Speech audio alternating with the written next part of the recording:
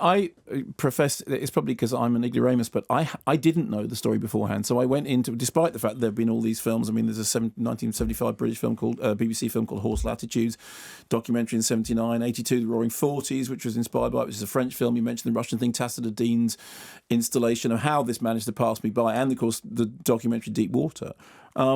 And now this is coming out in competition with Crowhurst, which is executive produced by Nick Rogue, which is another retelling of the story. And Nick Rogue apparently at one point really wanted to helm a version of this story himself. Sorry, no pun intended, to direct a version of this story himself. This is directed by James Marsh, who is a very fine director. He's got both documentary and drama in his back catalogue, Man on Wire, which you and I both love, Theory of Everything. And it's... Therefore, as you say, it's a mythical story, a story to which people keep returning time and time again. Very good pedigree. The filmmaker is good. The cast are very good.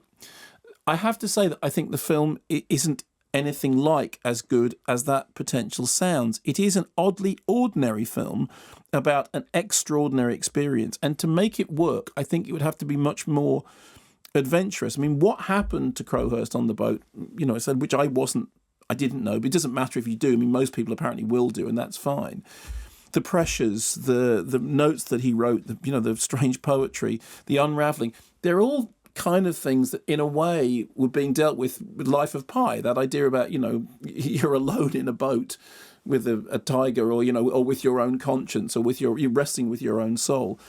And what you don't get, I'm afraid, is the existential loneliness of it. You don't get that sense of, in the case of All Is Lost, for example, in which it is much more experiential in terms of the filmmaking. One of the problems is that the film flits between the boat and the dry land, where Rachel Weisz's character is basically waiting anxiously because they're not they're in radio contact. And actually what that does is it takes you away from the isolation of the boat. Much as I think Rachel Weisz is absolutely brilliant in everything, I think the drama would have benefited from just sticking on the boat. There's that famous... I remember when somebody once said that A Night to Remember is a story about Englishness in crisis. And I quoted this when we were reviewing Titanic. Said, if A Night to Remember is a story about Englishness in crisis, Titanic is a story about, two completely unbelievable lovers who you don't mind about after the thing hits the iceberg. Are you quoting yourself again? No, I'm quoting myself, quoting somebody else, because I can't remember who it was that said that was. But this is another example of Britishness in crisis, if you want. It's that, on the one hand, he's the plucky...